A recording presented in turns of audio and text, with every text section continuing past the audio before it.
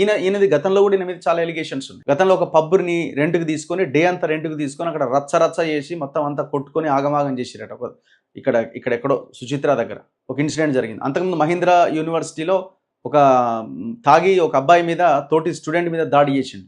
ఆ రోజు ఎందుకు దాడి చేసిండు అంటే దాన్ని ఇంకొక రకంగా ఇంకొక లైన్ తీసుకునే ప్రయత్నం చేశారు. లేదు ఒక అమ్మాయిని ఏదో అంటే పోయి మావాడు కొట్టిండు అని దాన్ని అట్లా ఇది చేశారు. ఇప్పుడేమో హనీ ట్రాప్ అంటున్నారు. మరి ఇప్పుడు ఎవరి వెర్షన్ వాళ్ళది ఉన్నప్పుడు పోలీసుల ఇన్వెస్టిగేషన్లో ఇన్ని లూప్ హోల్స్ కనబడుతున్నాయి కదా. మరి ఇప్పుడు మామూలు వాళ్ళ మీద పోక్సో కేసు నమోదైతే వదిలేస్తారా? మామూలు వాళ్ళ మీద పోక్సో ఈ పాటికి జైల్లో ఉంటారు. మరి ఈ పర్టికులర్ కేసులో ఆ అమ్మాయి కుటుంబాన్ని ఏమైనా భరోసా సెంటర్కి ఆ అమ్మాయిని భరోసా సెంటర్కి పంపించే ప్రయత్నం జరిగిందా? 164 సిఆర్పిసి అనుకుంటా సబ్జెక్ట్ టు కరెక్షన్, దాని కింద అమ్మాయి స్టేట్మెంట్ రికార్డ్ చేసే ప్రయత్నం ఏమైనా జరిగిందా? ఇవన్నీ ఏం జరగలేదు ఇంతవరకు. ఇప్పుడు ఈ ఎపిసోడ్లో మనం అన్ని పార్టీలు ఒకటే అని చెప్పడానికి ఇక్కడ పర్ఫెక్ట్ కనబడుతున్నది.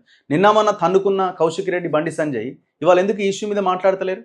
మరి అవతల కౌశిక్ రెడ్డి ఎందుకు మాట్లాడతలేడు? కాంగ్రెస్ వాళ్ళేమో దీని వెనకాల బండి సంజయ్ వెనకాల అరవింద, ఈటల ఇంకెవరన్నా చేసిరేమని కాంగ్రెస్కి సంబంధించిన వాళ్ళే ప్రచారం చేస్తున్నారు. ఈ టోటల్ ఎపిసోడ్లో వాళ్ళు ఎందుకు వచ్చినారు? అరవింద్కి ఏం సంబంధం, ఈటలకి ఏం సంబంధం? ఇది ఇప్పటి నుంచి చాలా రోజుల నుంచి నడుస్తున్నటువంటి వ్యవహారం. సో ఈ దీంట్లో చాలా ప్రశ్నలు ఇంకా మిగిలే ఉన్నాయి. ఈ ప్రశ్నలన్నింటికి సమాధానం రావాలి. సమాధానం వచ్చినప్పుడు అవుట్కమ్ అనేది బయటకు వస్తుంది. ఇప్పుడు అక్కడ హనీ ట్రాప్ అని మీరు పెద్ద ఎత్తున ప్రచారం చేస్తున్నప్పుడు ఈ పోక్సోకి సంబంధించిన కేసు ఏంది? ఇప్పుడు ఈ మొత్తం ఎపిసోడ్లో ఇవన్నీ కాదు. అసలు మీరు హనీ ట్రాప్ ఇంకోటి అంటున్నారు. అమ్మాయి మైనర్. ఇప్పుడు అమ్మాయి తెలిసి చేసినా తెలియక చేసినా తప్ప ఎవరిదవుతుంది? మైనర్ బాలిక మీద వేధింపులు జరిగితే చేసిన వాళ్ళదే మిస్టేక్ అవుతుంది కదా.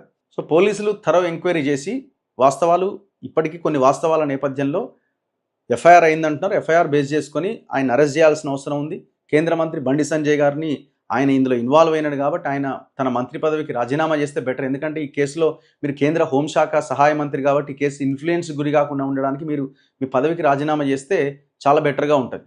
ఇప్పుడు రేపు మోదీ పర్యటన నేపథ్యంలో జరిగిన వ్యవహారం ఇది. సో ఇంకా చాలా అంశాలు ఉన్నాయి ఇందులో మాట్లాడడానికి. తదుపరి నెక్స్ట్ ఎపిసోడ్లో మళ్ళీ మనం మాట్లాడే ప్రయత్నం చేద్దాం.